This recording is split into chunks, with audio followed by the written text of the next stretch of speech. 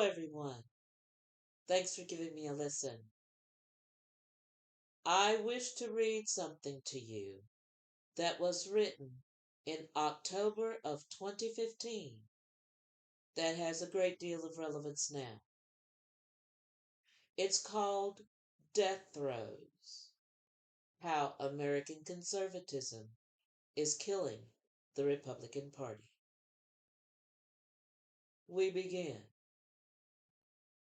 The re-election of Barack Obama to the presidency of the United States in 2012 hit the Republican Party with the force of a 50 megaton bomb dropped into a volcano.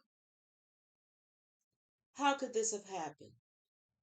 The party's mouthpiece, Fox News, had all but declared that Mitt Romney would become a more proper president than Obama could ever be. The reality, as revealed to the world via Karl Rove's infamous election night meltdown, devastated a Republican Party convinced of its own rightness and dedicated to its own mandate of restoring order to a country that, in its opinion, had gone mad. Nearly $1 billion was spent in the effort to unseat the president.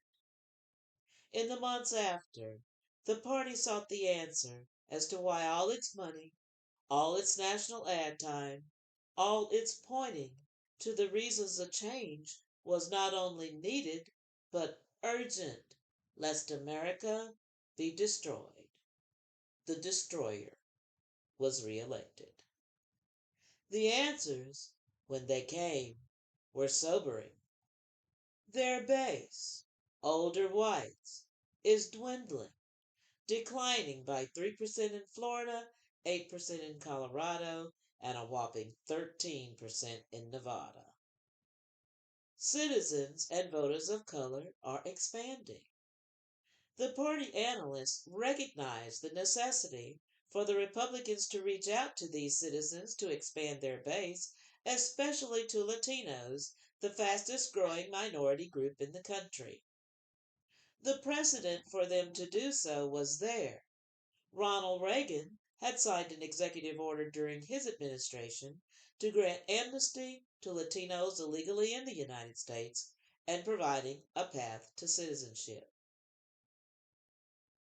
If there had been favor from the Latino community, the ugly rhetoric of the Republicans, having become more extreme with the influx of Tea Party congressmen in the 2010 midterm elections, alienated them, women, LGBTQ Americans, some veterans and Social Security recipients, among others, designating those who have worked and earned their retirement, disability, or veterans benefits as the takers who tied the makers' hands and were responsible for the struggling economy.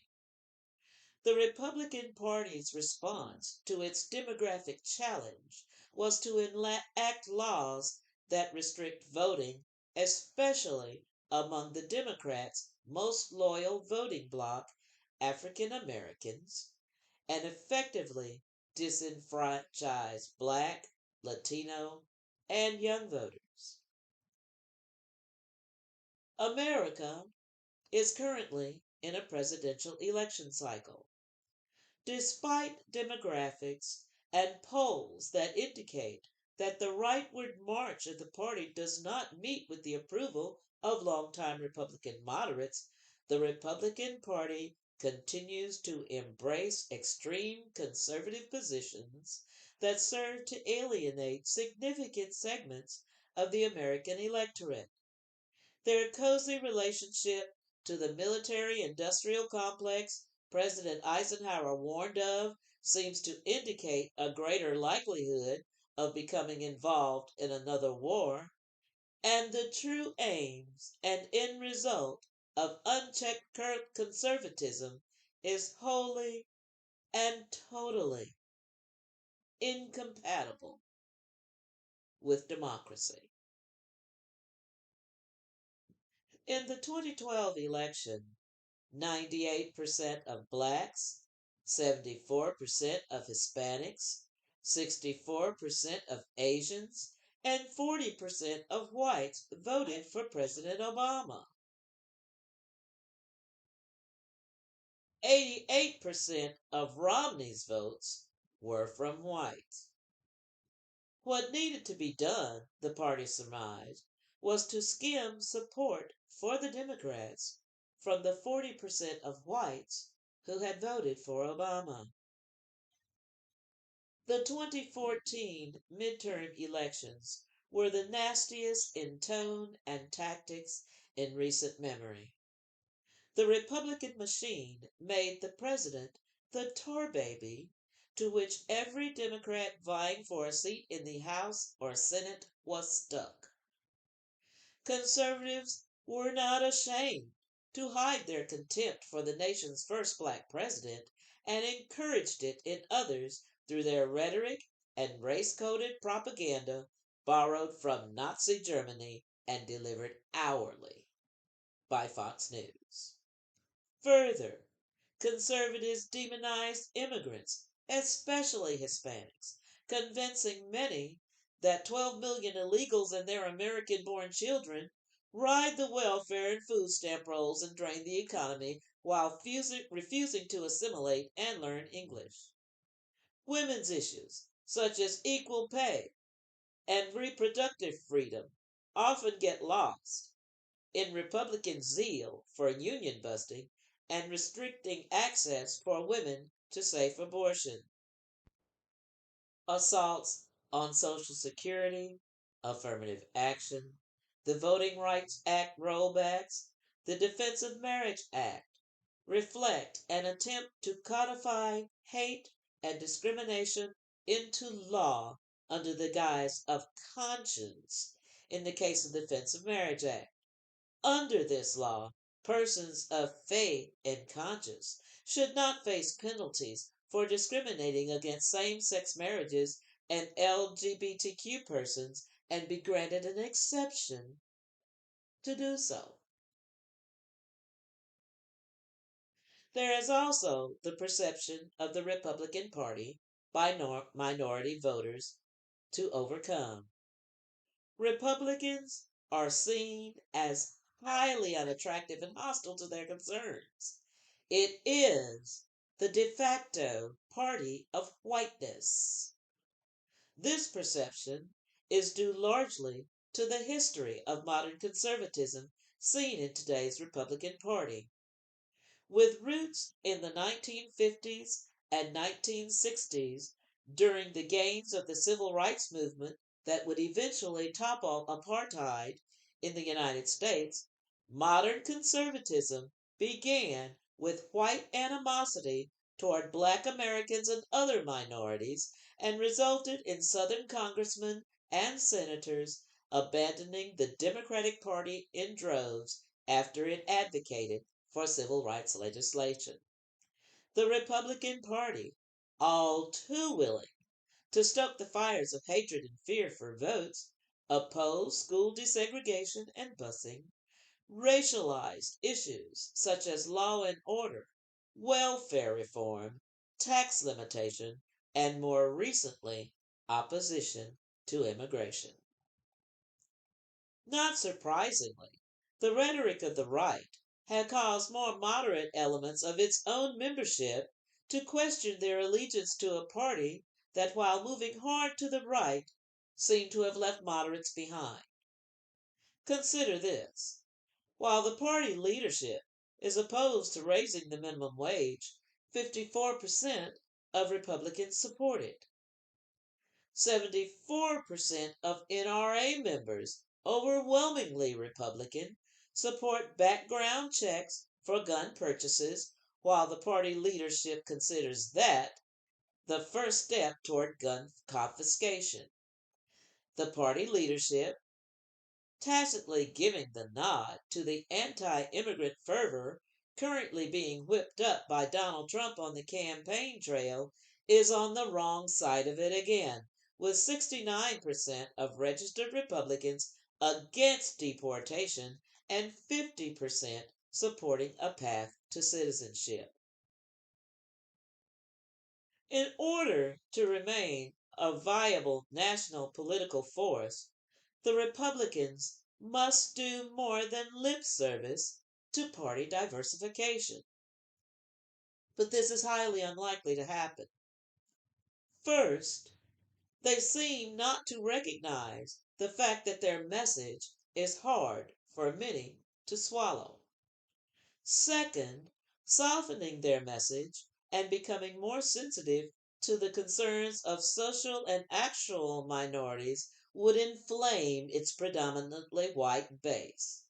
Large numbers of whites, especially in the long defunct Confederacy, identify with Republican conservatism precisely because they understand it as a project of implicit whiteness. If the identity element of whiteness is downplayed, what will be left for those to which whiteness is everything to support? In the view of these conservatives, nothing. These are the people who stockpile weapons and ammunition for the coming race war that will ethnically cleanse America of minorities and establish a white only nation. It was the intention of Dylan Roof, the young man who earlier this year walked into a church and killed 6 of its members in cold blood. The Republicans refrained from calling it a hate crime because to do that would be an acknowledgement of the reality of the violent racism that they purport has ceased to exist. The foregoing commentary might suggest that conservative ideologies have little value. On the contrary, conservative ideologies have much to contribute not only to this country but to the world, were it not for the bias that underlies it. The rhetoric threatens to relegate the party to the role of permanent opposition. In A Conservative Vision of Government, Washington Post columnist Michael Gershon and ethics and public policy senior fellow Peter Wehner argue that if conservatives opt to become the party of no, they will do more than commit electoral suicide. They will betray their finest principles, deepest commitments, and best historical achievements, chief among those insisting on the importance of returning to the Constitution, recovering and understanding the form of government it establishes and the principles it institutionalizes. To advance their case nationally, conservatives in the Republican Party must offer the American populace a genuine alternative vision involving the good of the many that can speak to the needs and wants of the public. A clearer understanding of the character and roots of American conservatism would help the Republican Party ascertain the nature of an emerging reform minded right and shape a rich and effective 21st century conservatism that puts forth more than just opposition to someone else's ideas. Conservatives' embrace of and reverence for order and tradition have yielded institutions that are benefited from by all. Participation in traditions makes for a good life in terms of the beliefs, values, and practices provided by those traditions. They support political arrangements of society based on a moral order, established traditions, and those that incorporate their philosophical views rather than any value that offers an alternative to the prevailing view. Change, even if for the better, is looked upon with suspicion and sometimes fear. Therefore, conservatives are traditionalists who believe that a good society has political arrangements that balance individual freedom and autonomy with moral and social authority. Conservatives generally place a high value on individual freedom, as long as it remains in context with the values they cherish. This is the reason, they say, that they resist taxation to pay for government programs that might be funded privately through charitable organizations.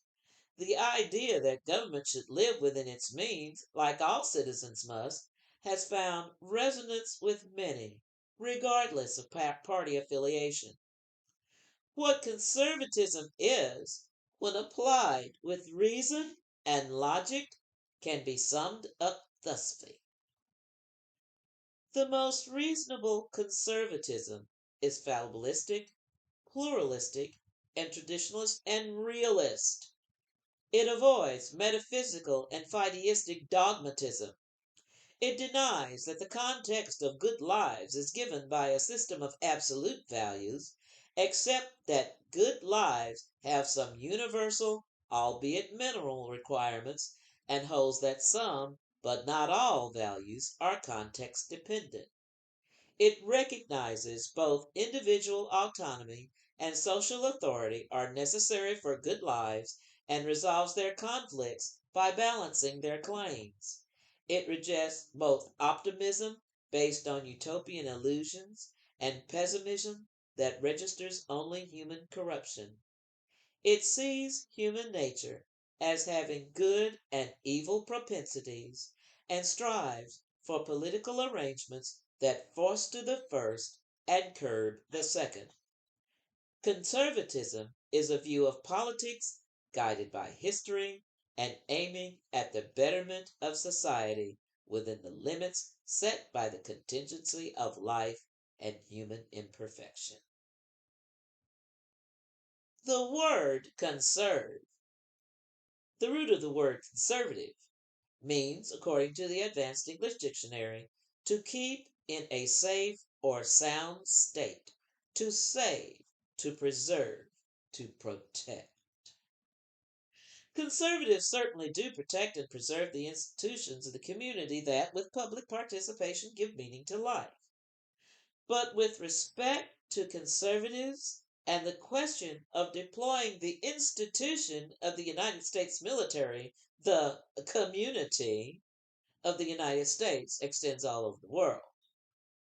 Where another power's intervention in a regional conflict is seen as aggression by American politicians, when America chooses to intervene, it is a police action that is nonetheless seen by residents of the region as the very same thing: aggression.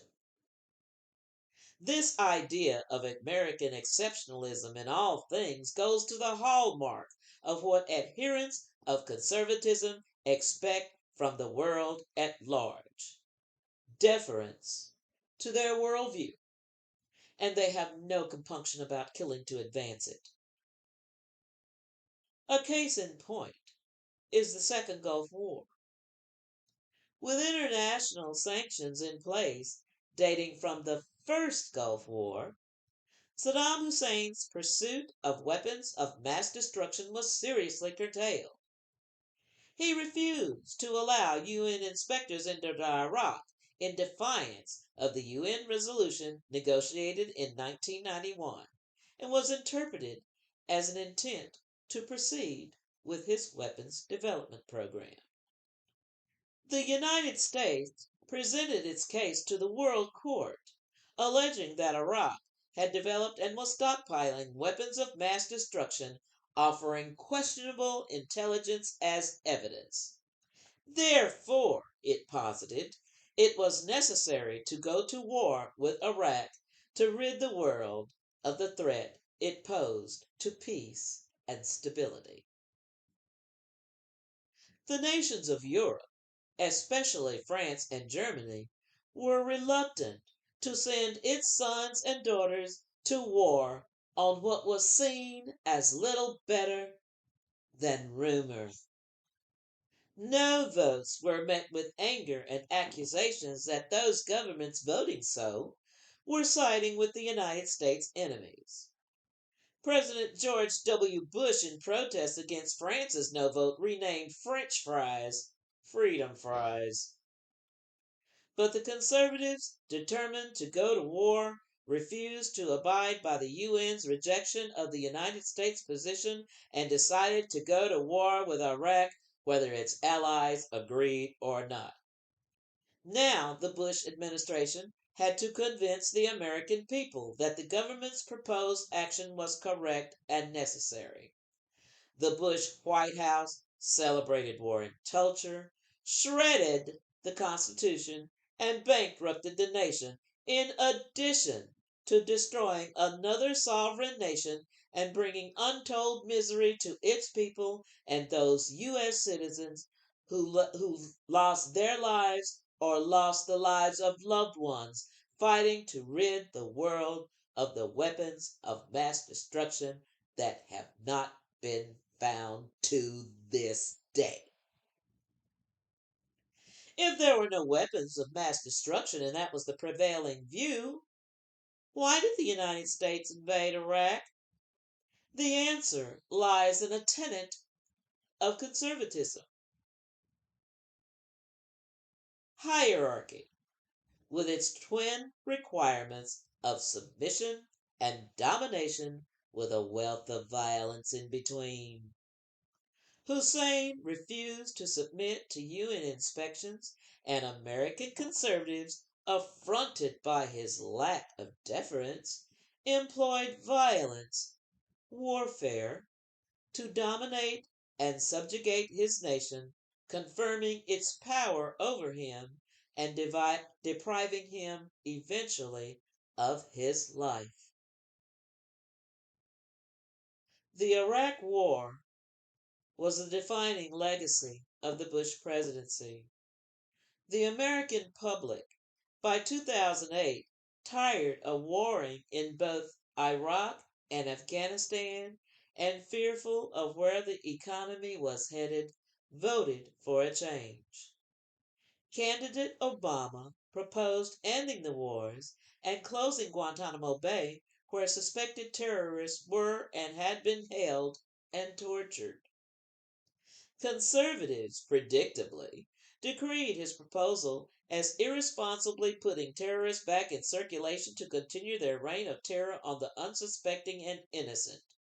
Where President Obama proposed troop drawdowns, conservatives advocated troop buildups. This was not out of any great concern for Iraqis, but a more basic one: the almighty dollar. As of 2008, 151 members of Congress had between 78.7 million and 195.5 million invested in companies that received major defense contracts. Lawmakers with the most money invested in companies with DoD contracts include Senator John Kerry, Democrat of Massachusetts, with up to 38,209,020, Representative Rodney Frelinghuysen, Republican of New Jersey, with $49,140,000, Representative Robin Hayes, Republican of North Carolina, with $37,105,000, Representative James Sensenbrenner, Jr., Republican of Wisconsin, with $7,612,653, Representative Jane Harman, Democrat of California, with $6,260,000, Representative Fred Upton, Republican of Michigan, with $8,360,000, Senator Jay Rockefeller, Democrat from West Virginia, with $2,002,000, Representative Tom Petrie, Republican of Wisconsin, with $5,800,000, Representative Kenny Ewell Marchant, Republican from Texas, with $1,163,231, and Representative John Carter, Republican of Texas, with up to $5 million. Note that 7 of the 10 listed are conservatives. Another case is the Vietnam War. A French possession occupied by the Japanese since 1941, the Vietnamese people sought to rid themselves of both the French and the Japanese. By the end of World War II, the Japanese were themselves occupied by the US, and the Vietnamese people spent the 1950s fighting French rule. With the Geneva Accords of 1959, France exited Vietnam and the United States entered, ostensibly to prevent the spread of communism, fighting an enemy that was both everywhere and nowhere in a land where everything and everyone was a potential threat was disheartening to the American soldiers fighting there. Many of them used indigenous drugs to the region to escape the rigors of war for a short time. Without a clear strategy for winning the war, and with nightly reports on the evening news of how many Americans were killed or missing in action today, the American public became increasingly opposed to the war, especially as it began spreading into Laos and Cambodia. Student protests at universities around the country against the war were met with violence, with 4 students losing their lives at Kent State University. There was no submission to or domination by American forces here. The Tet Offensive in January 1969 was the beginning of the end of the war for the U.S., with the last Americans fleeing the country as Saigon fell to the Viet Cong in April of 1974. 50,000 American men died or are missing in Southeast Asia, fighting a war with no well defined goal or exit strategy. This became a glaring example of how not to conduct a war. Conservatives, as of late, have expressed a preference for the America of the 1950s, where every family looks like the one in Leave It to Beaver, where institutions enjoy unquestioning trust, and where social and actual minorities exist only on the periphery of life. Conservatives are uncomfortable with the one inexorable constant in life: change. This flies in the face of the ideal of the permanence and timelessness of their preferred social order and the social institutions they revere. This ideal of permanence is central to the true aim of conservatism, the establishment of an aristocracy. This concept, in which those who belong to the aristocracy perpetuate the idea of their superiority, is opposed to democracy, where each man's intrinsic worth is no more or no less than any other. Aristocrats' main goal in life is to pass their positions of privilege on to their children, who will likewise do the same, creating a permanent ruling class who will dominate the society through its institutions that serve to reinforce conservative means. Conservatism has argued that society ought to be organized in a hierarchy of orders and classes and controlled by the aristocracy. This shows a contempt for democracy at its most basic. A man can be the most accomplished musician in the country. He may not be allowed the opportunity to demonstrate his expertise because someone else who is not as accomplished but has the opportunity because his standing in the hierarchy is higher. Meritocracy is a democratic principle. An aristocrat will never be excluded from anything because of a lack of merit. Make no mistake, The true aim of conservatism is to destroy democracy. Its safeguards and concern for the many prevent conservatism from gaining total control of the society. To bring the society under total conservative domination requires that the society love the aristocratic order and defer to it in all things. Conservatives have a plan to bring its aims to fruition. First, they must destroy institutions that decrease the common people's dependency on the aristocracy and the social authorities that serve it. This is why conservatives in Congress continually attempt to undermine Social Security and welfare and present them as drains on the American economy. They believe in freedom, but only inasmuch as the common people they seek to dominate accept and love aristocratic rule. This is true because conservatism will brook no opposition to their domination and routinely employs terror to break any opposition and murder to silence those who would speak against them. This was especially true in the Jim Crow South during the 50s and 60s, as the Ku Klux Klan burned homes, bombed churches, and murdered civil rights activists who only sought to enjoy the same rights and privileges guaranteed all citizens of this country under our Constitution. The Constitution did not include exceptions. Conservatism seeks to destroy the democratic process.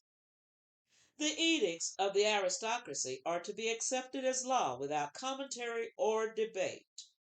The conservative order, they believe, is ordained by God, and whatever opposes the conservative order is evil. For centuries, American democracy as a process of conflict resolution has been based on give and take, negotiation, compromise. The acceptance of the fact that the majority rules with respect for minority rights and, above all, an agreement to abide by the results of a majority vote. It takes compromise, even defeat in stride, because it is a fluid system. The 2011 government shutdown illustrates this point.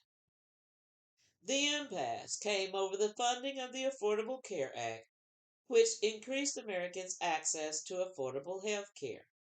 A Republican plan that was developed in the 1990s and later implemented in Massachusetts by then Governor Mitt Romney, the Affordable Care Act was voted on and passed by a majority, yet conservatives had brought the matter up in chambers 54 times as of 2014 and mounted a Supreme Court challenge that they lost in June of 2015.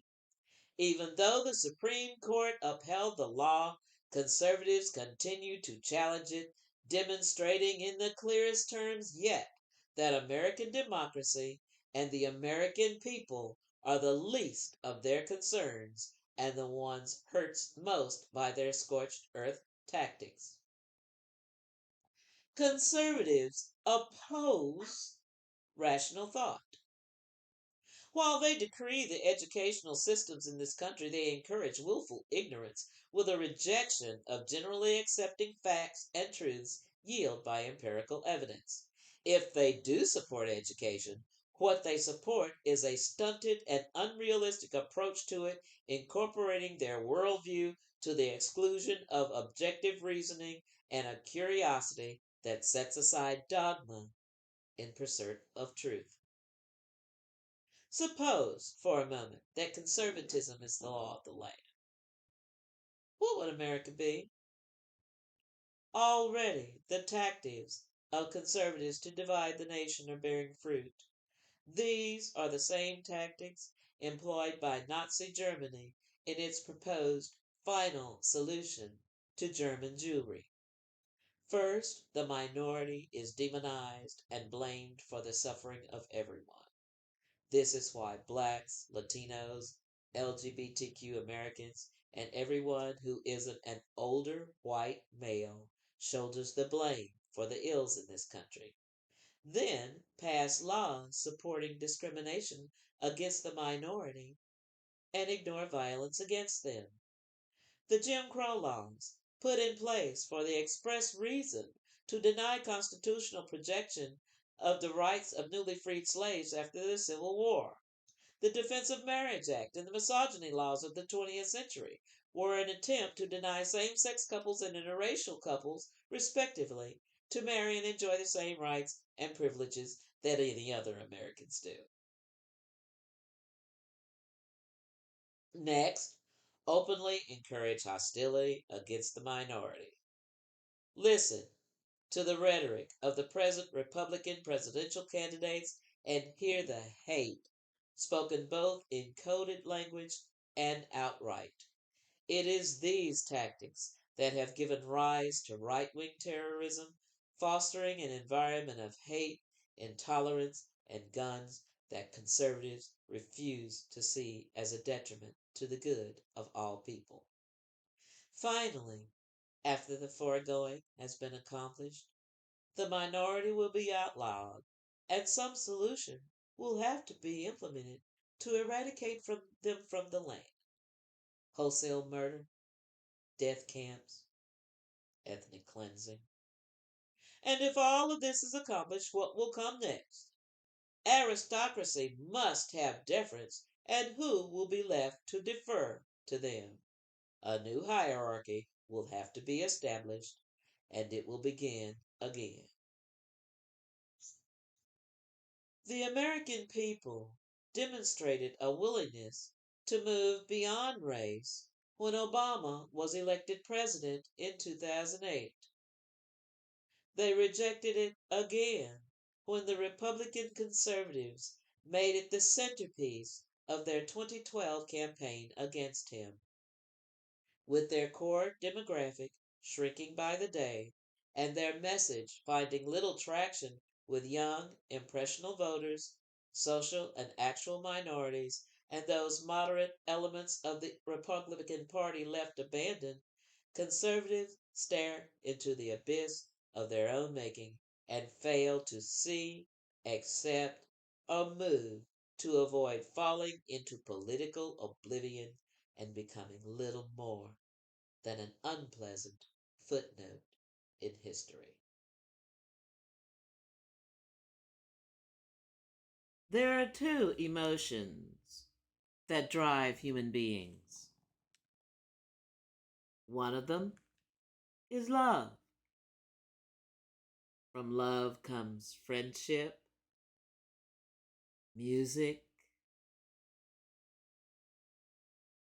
all good things that make one feel good in one's heart.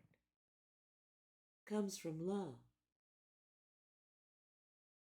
You may think that the opposite of love is hate, but hate is but an offshoot of that other emotion that motivates human beings.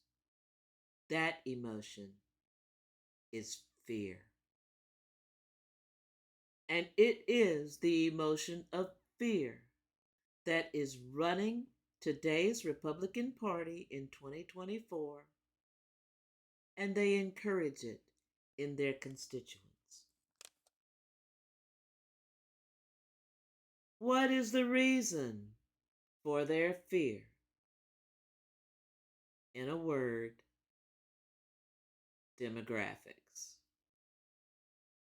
A study done some years ago says that by 2050, white people will fall below 50% of the United States population. They will become a minority in a country of minorities. And they're very afraid.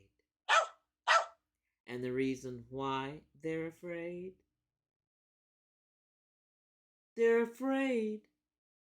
of equality. They're afraid of equity. They're afraid that equality to them feels like oppression, because if there is equality, then they don't get to ride herd over everybody else and shove their worldview down everybody else's throat. Demographics. Demographics is behind that, oh, what's that old song? White replacement theory. And this falls into immigration, to another one of Republicans' bugaboos. The Democrats are allowing illegals to come through the border by the millions every day to replace the white people in this country. Not true. Not even close. The reality is that in the late 1950s and early 1960s, when birth control became widely available, white women were freed from the kitchen and from their husbands and from having to have children no matter where they wanted them or not. White women discovered freedom and they liked it, they wanted it. They started having careers, they started doing their own thing. I'm going to have my own career, I'm going to buy my own house, I'm going to have my own car, I'm going to have my own everything, so I don't have to depend on the vagaries of a man. And they stopped having babies like they had been.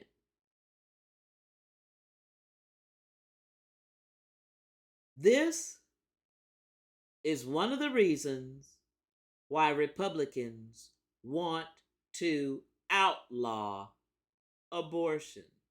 Because, along with the choices that birth control gave to white women, abortion gave them the choice whether to have a baby or not.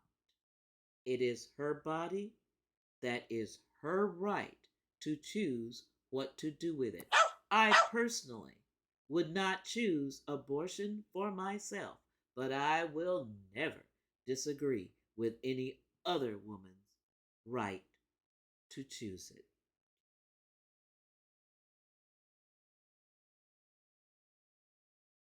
We have a Supreme Court that's stacked against us, against we the people. The overturning of Roe v. Wade,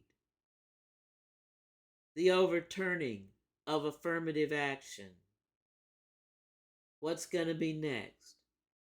Civil rights? Voting Rights Act? Already, the Republicans are doing everything that they can to gut the Voting Rights Act to make it more difficult for persons of color to vote. They don't want to have to change themselves to appeal to someone other than old white men. So what they're going to do is cheat to make sure that they retain power. That's why we can't let minorities vote. We've already let them get away with too much. They voting, they becoming policemen, they're becoming mayors, governors, senators, even president. We cannot have that. We cannot have white children growing up thinking that a black man is the equal of a white man just because he's a human being. We cannot have that in this country. We cannot have women making decisions about their own lives and their own bodies. No, we cannot have that. That's what got us into our birth dearth and got us being a minority amongst minorities by 2050. So we're going to curtail voting rights. Oh, we're going to curtail affirmative action too. So these black kids that's unqualified don't get into these elite universities and make the connections that's going to allow them to go forward in their chosen career, just like any white person would. Oh no, we can't have that.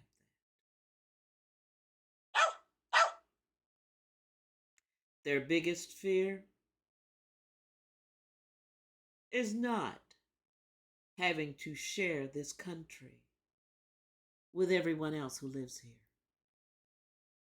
Their fear is not dominating the narrative, which is why they lie so much.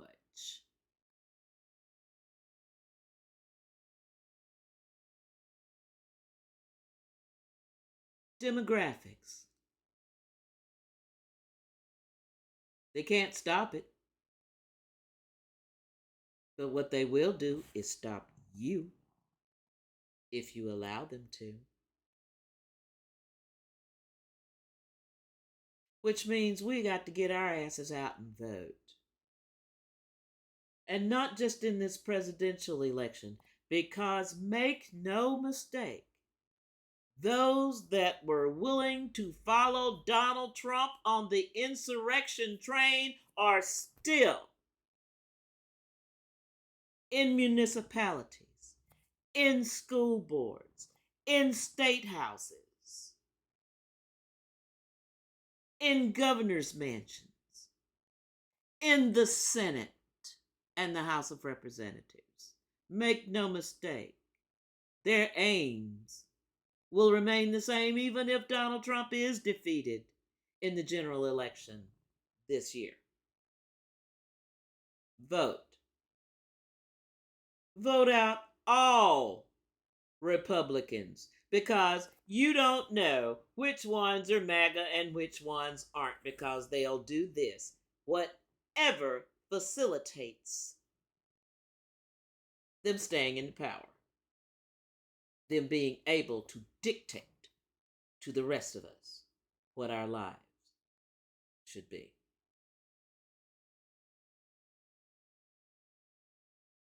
What's this country going to be in 50 years? I don't have to worry about it because I'm not going to be around. The passage of 50 years, more than likely. I'm 64 now. Do the math. But it is my grandchildren and my grandchildren's children that I am worried about. They get their way. They want to send minorities in hiding. They want us to not be seen or heard so we don't interrupt their lily white world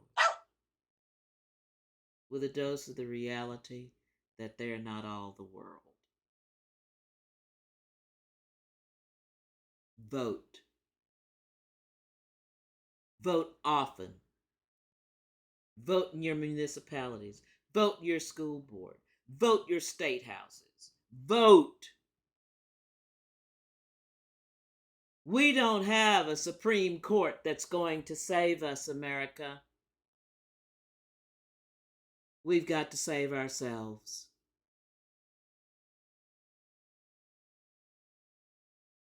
Good night.